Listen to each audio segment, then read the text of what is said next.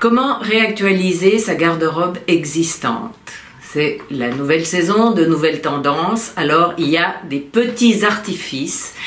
Par exemple, changer les boutons, ça c'est quelque chose de très connu et vous pouvez toujours dépareiller les boutons. Cette année, on est complètement dans le baroque, donc changer les boutons d'une veste en les dépareillant ou même d'une robe. Décorer une robe avec des boutons aussi, avec des boutons dépareillés, des boutons un peu bijoux. Mettre des broches que vous accumulez avec des broches en tissu, des broches en plumes, aussi bien que des broches vintage. Il y a aussi la possibilité d'utiliser des galons. En passementerie, on a maintenant des galons froncés, par exemple. Les galons froncés que vous mettez autour d'un col pour rehausser le port de tête et pour donner un côté actuel.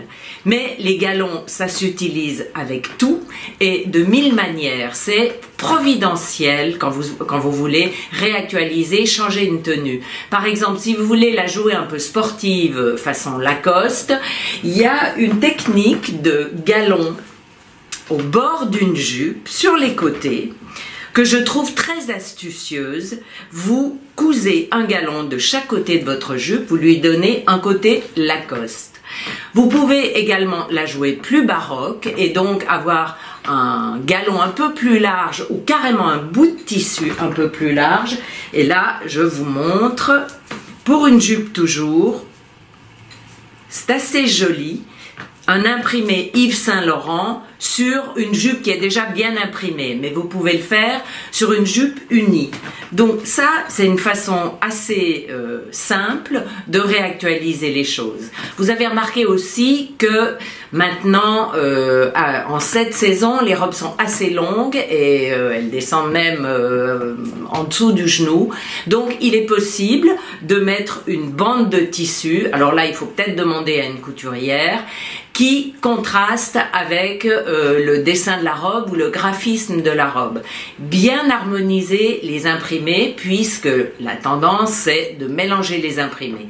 Donc du graphisme géométrique avec du graphisme géométrique, des grosses fleurs avec des petites fleurs par exemple. C'est à vous de recréer les choses. Enfin, vous avez la possibilité, avec le pyjama de l'été que vous vous êtes acheté pour être dans la tendance, pyjama avec l'imprimé pyjama en satin, de le réactualiser en ayant un peu plus chaud et en portant par-dessus un petit pull moulant qui s'arrête là et qui lui donne un côté un peu Prada. Bon, c'est quelques idées, il peut y en avoir d'autres, mais c'est déjà quelques pistes.